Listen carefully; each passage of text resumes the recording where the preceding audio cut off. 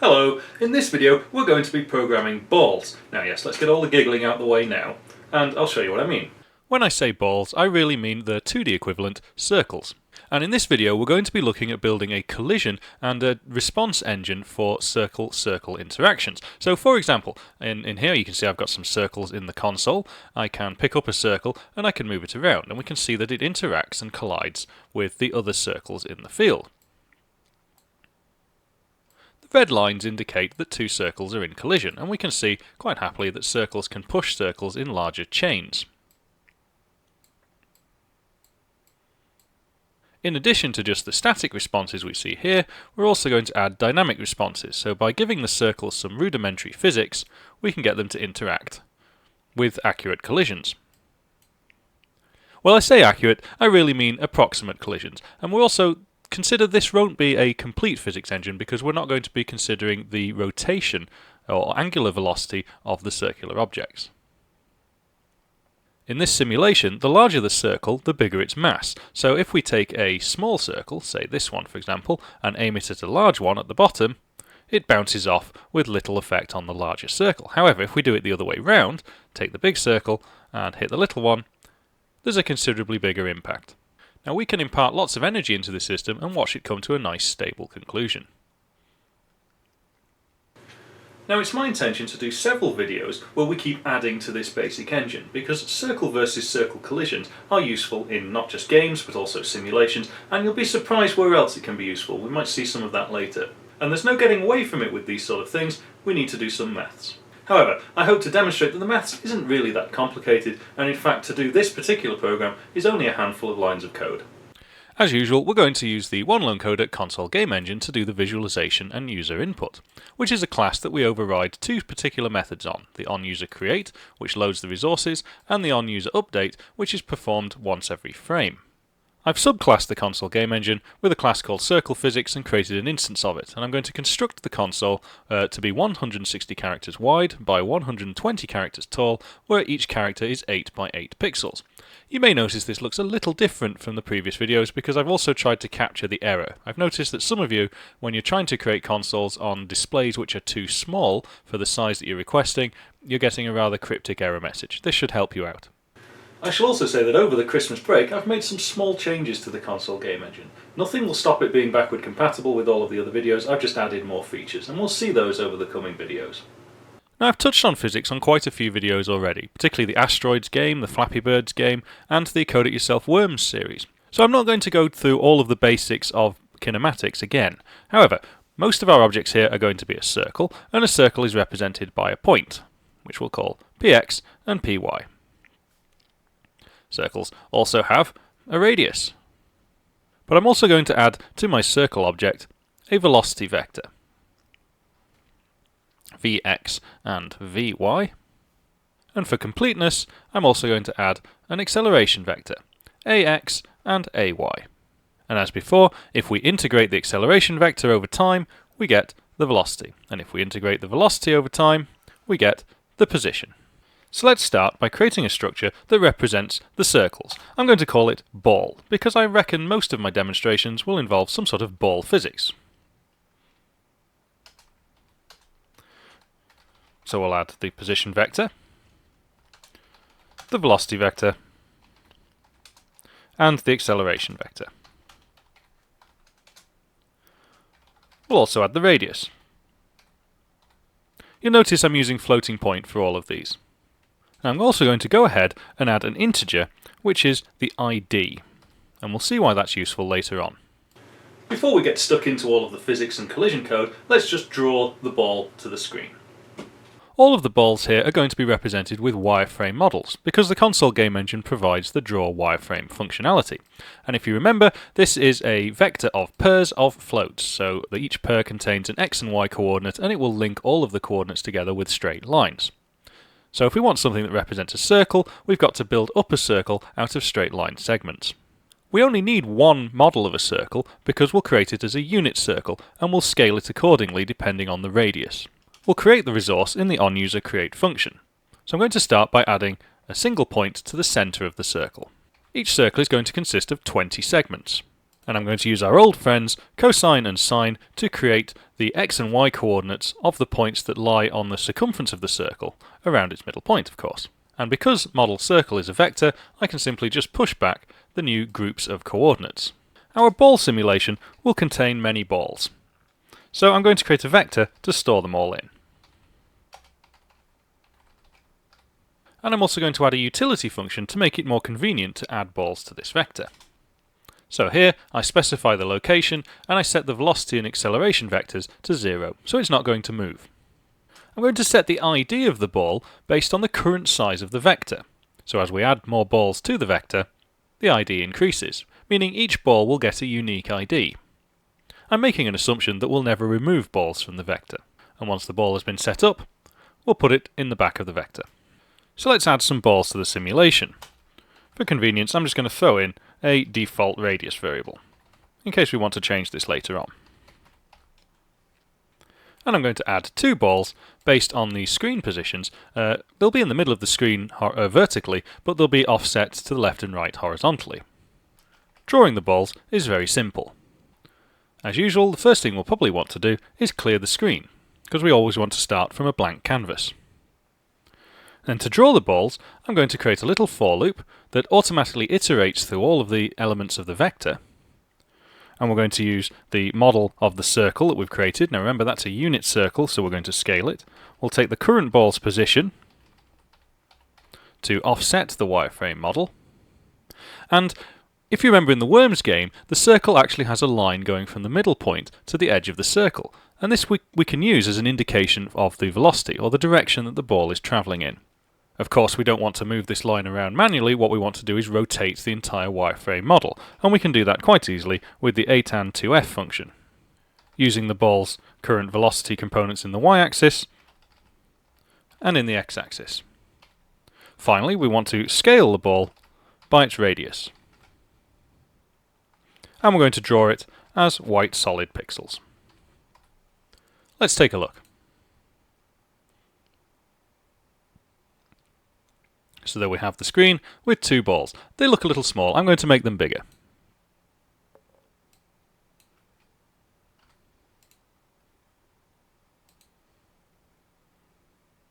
There we go. Bigger balls. Stop giggling. Let's start with a rather naive implementation of collision detection, i.e. we're going to test every object against every other object. So I'll create 2 little for loops which automatically scroll through the vector of balls.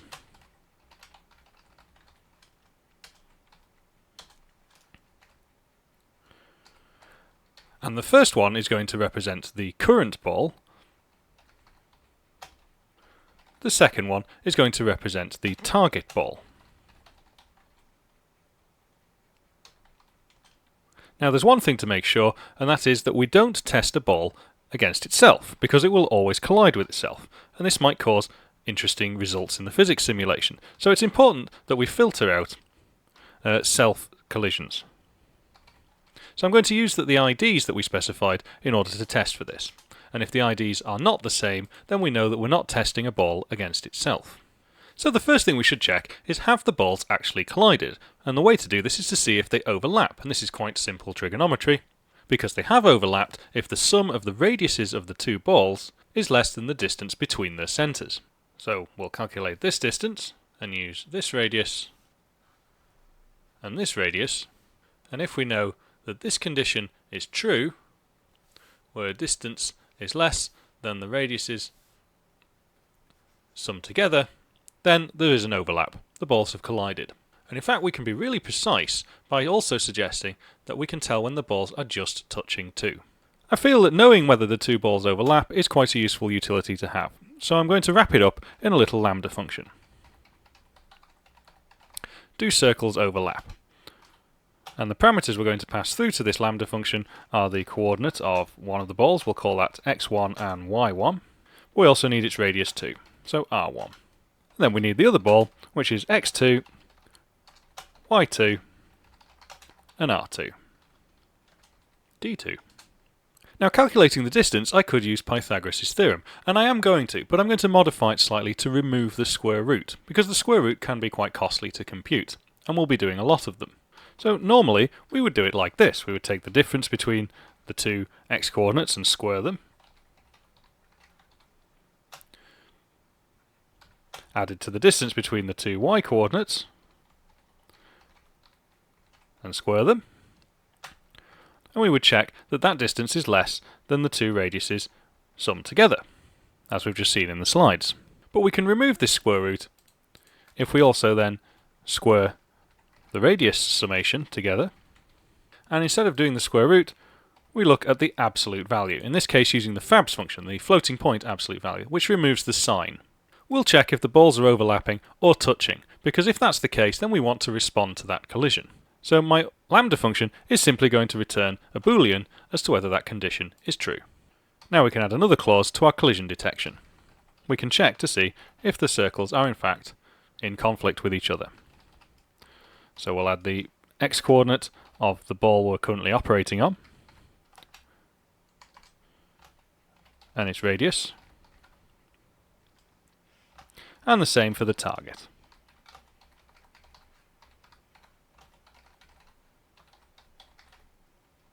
If this condition is true, then we've got a collision.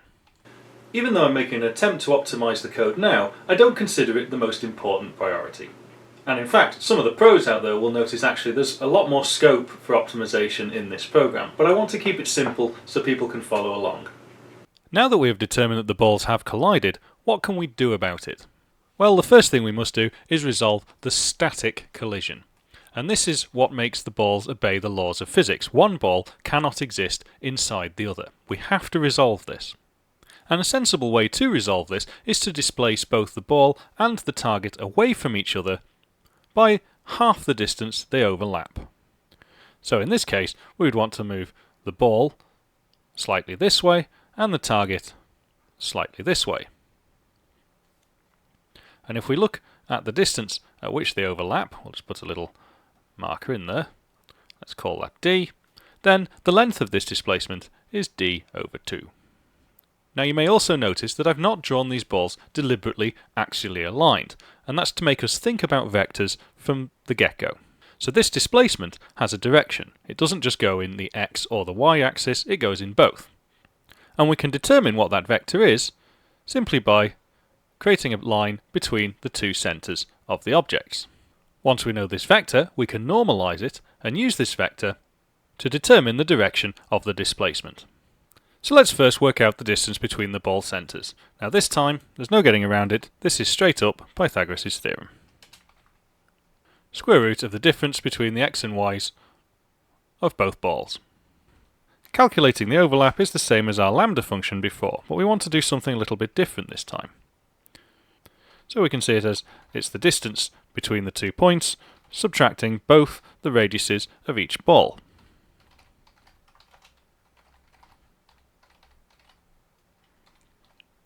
However, we only want half the overlap because that's how much we're going to displace each ball. So I'll put a multiply by half at the front. To resolve the static collision, we completely ignore all of the rules of physics. We will physically move from one frame to the next the position of the balls. They can never overlap.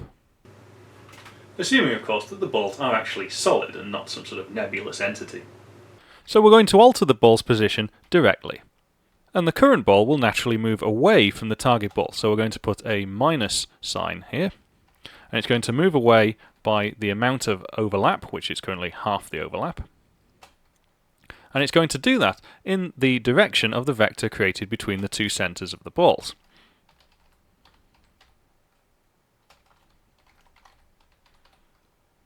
But we need to normalise this so it's sensible. We can just do that by dividing by the distance between them. I'll spell it right though. It follows that the y is very similar to. We just look at the y components of all of the objects involved. But we must also displace the target ball as well. And it's exactly the same formulae, just a different object.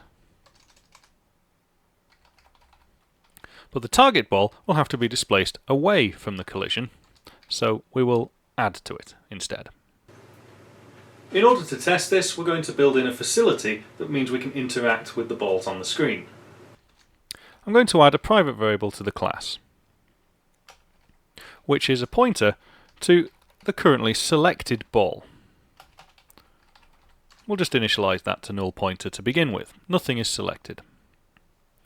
And I'm going to make it so if the user left clicks on a ball, they can basically pick it up and move it around. So we'll respond to the left mouse button being pressed, which on my system is element 0 of the mouse array provided by the console game engine. The first thing I'll do is just set this to null pointer, because they may click somewhere that isn't a ball, and in which case we want it to unselect any previously selected entity. To determine if any of the balls have been selected, we're going to have to scroll through them all and check their positions against the mouse cursor.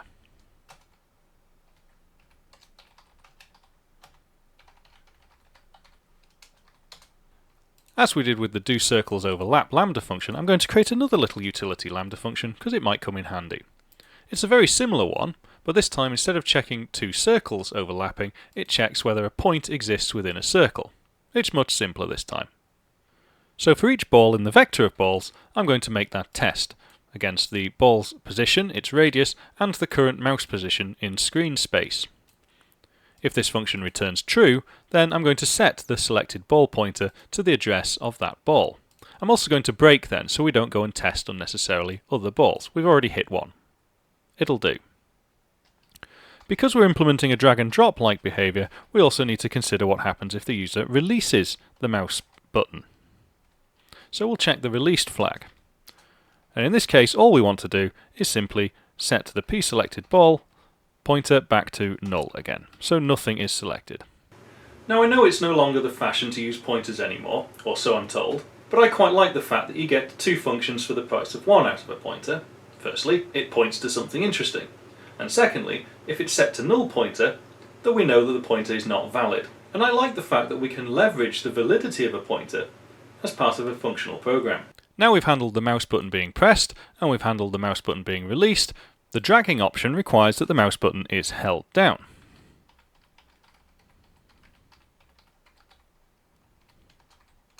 And by using the validity of the pointer to make sure everything's okay, i.e. we're checking if it's not null pointer, we're just going to directly set the px and py values to the mouse coordinates. Let's take a look. So now I should be able to pick up a ball with the left mouse button, and if I push it into the other ball on the screen, we can see they don't overlap, and they do what they can to avoid overlapping. And try it the other way around.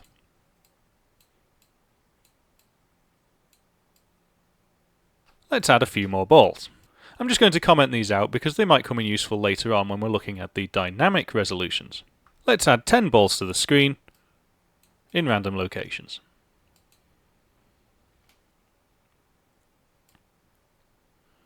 And what we can see is the balls can interact with multiple static collisions at the same time. If we cluster them all together, we can create chains of balls that push each other, a bit like a Newton's cradle.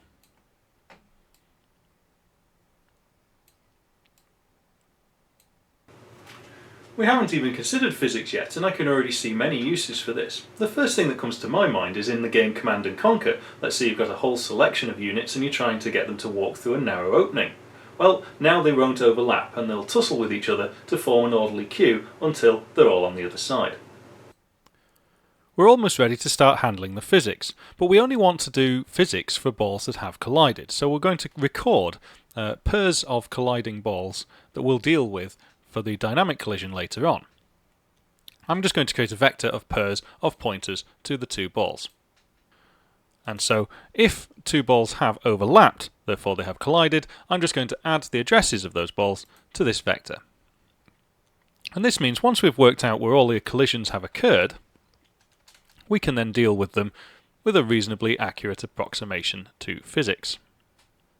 By having a vector that contains just the colliding objects, we can use a for loop to automatically scroll through these colliding pairs and update them with approximations to physics accordingly. We'll come back to that in a minute, but first I'd like to draw which balls are in contact with each other.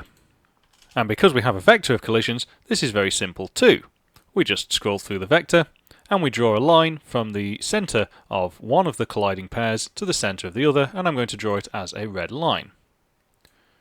I don't need to empty this vector because when this function returns, the vector goes out of scope and it'll be destroyed. Let's take a look. So if I pick up a ball and force it into collision with something else, we can see there is a collision line indicator. And this is quite nice because we can see in certain situations there are trees of collisions that need to be resolved. Before we can emulate the physical response to a collision, we actually need to give the balls some physics now, so we need to update the velocities and positions accordingly. I'm going to do this just by scrolling through them again in an auto for loop. And this is code we've seen time and time before in previous videos. I'm going to add in the ability for the balls to rotate around the screen, so if they go off one side, they reappear on the other. It's a crude approximation. Unlike asteroids, the ball will simply disappear. We're not going to wrap the drawing routines as well. And because we're dealing with floating point numbers, and at some point I would like the balls to actually stop moving if the velocity approaches 0, I'm actually going to hard code that in. So if the overall scalar speed of the velocity vector is less than 0.01, I'm going to clamp it to 0. In much the same way as with the static collisions, we needed to pick up the ball and push it into others, to test the dynamic collisions, we need to give the ball some velocity. So I'm going to use the right mouse button to provide a cue, like on a pool table, to hit the ball in a particular direction at a certain speed. I'm going to use the right mouse button to do this, and I can use the same code I've already got here, because I only want to manipulate the ball that I've currently clicked. So I'm just going to add this in using an OR. And on my system, mouse 1 is the right click. If I'm clicking and dragging with the right mouse button, I don't want to move the ball, so I'm not interested in an equivalent held state. But I am interested in the release state, because at this point, that's where I want to apply the velocity to the ball. And so here, if I release the right mouse button, I make sure that the ball is indeed selected, and I set its velocity vectors directly. And in this case, all I'm doing is creating a vector from the mouse coordinate on the screen to the centre of the ball and multiplying it by 5. This 5 is really just an empirical guesstimate. Just to give the user a chance of understanding how much velocity they're applying to the ball, I'm going to draw in, a pool cue or a snooker cue, which is just going to be a line from the selected ball's current centre position to the mouse coordinates. I'm going to draw that in blue pixels. So let's take a look. So as before, I can pick up the ball with the left mouse button, but now if I hold down the right mouse button, we can see a line gets drawn from the cursor to the centre of the object that I've selected. And if I release the right mouse button, the ball moves with velocity. And it moves in a rather interesting way, because we've not got any form of dynamic collision response, but what we can see is the static response is still working quite nicely. Let's set another one off as well. There we go.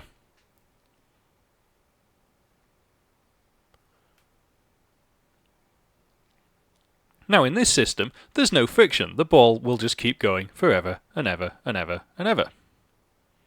It is really nice. But not having any drag will make it quite complicated to understand what's going on. So I'm going to add in some drag by setting the acceleration component of the ball to be a proportion of the velocity in the opposite direction.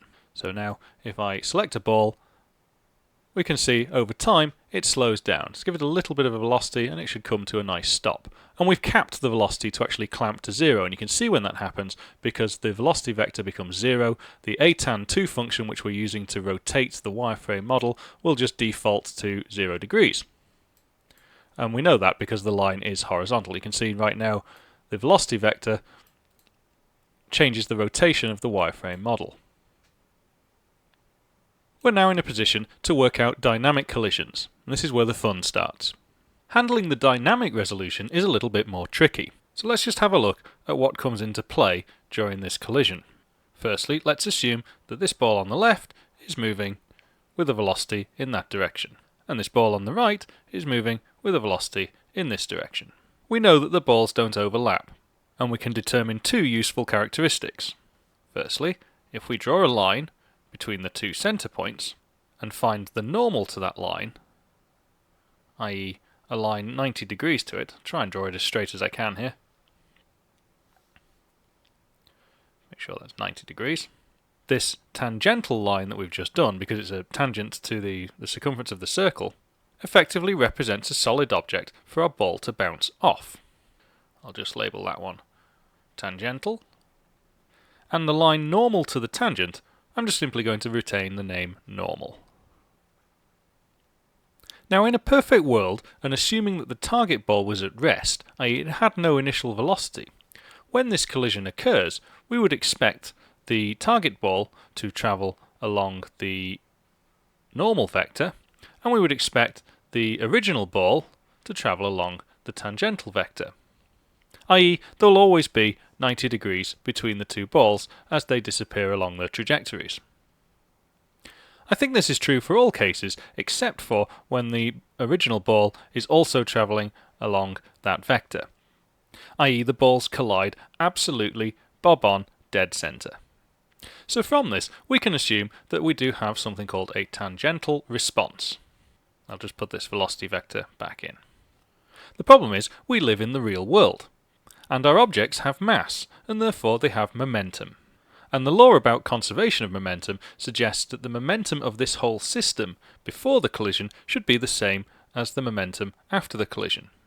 Well, what's nice in our 2D circle scenario is we really only have to consider momentum in one dimension, and we can use the momentum equations to influence a normal response. And so each ball will be affected along the normal and tangential vectors. So let's code this in. The first thing I'm going to need is the distance between the two balls. I'm going to need it accurately. Now, I could have stored this in the vector of collisions before when I've already calculated it, but I didn't. I'm recalculating it here. From this, of course, we can develop a normal vector, simply by drawing a line between the two centre points, and we're going to normalise it with the distance. Calculating the tangential vector is very simple. It's just the normal vector, except we flip the y-axis and the x-axis and make one of them inverted. Now, the tangential response can be very simply described as the dot product between the ball's velocity vector and the tangential vector, i.e. how much of the velocity in each direction is going to be transferred towards the tangent. And then we can update both the ball and the target ball's velocity.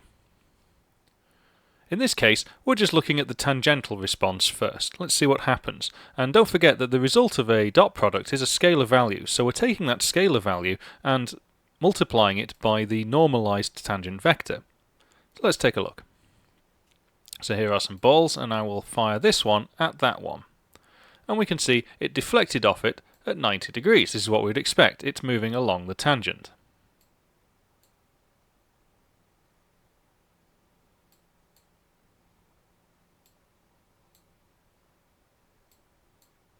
So the tangential response seems okay, although it just doesn't seem very realistic. It doesn't seem to impart any energy into the target ball. In fact, it treats the target ball as if it were a solid object. So let's now consider the normal response too. In exactly the same way, we'll create the dot products, so how much of our velocity vector gets attributed along the normal vector.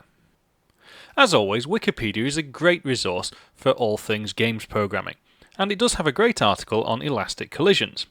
And it shows us here the equations that we will need to use in order to calculate the velocities after a collision, assuming the collision is elastic, of course.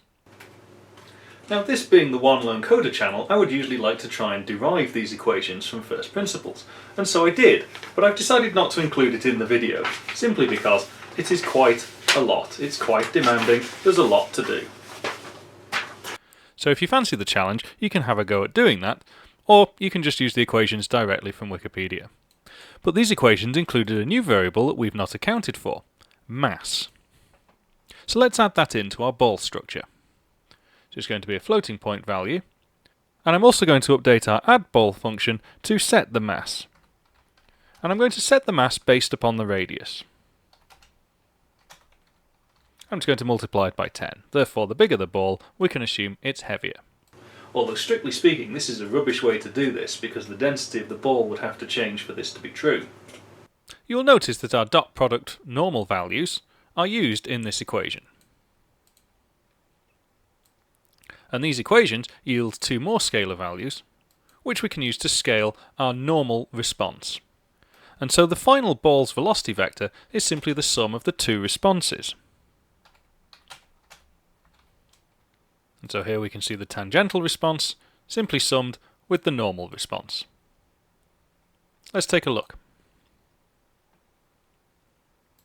So let's add a velocity to a ball, and it behaved like a Newton's cradle in that case. Let's try a bit of a more angled deflective shot. Very nice. These collisions look and feel legitimate.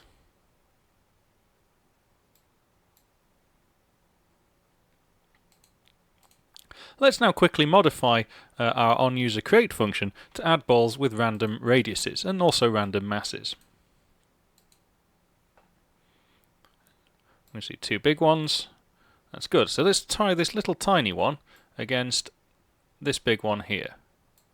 And you see it deflected right back and bounced and barely moved the big one. That's how I would expect it to behave.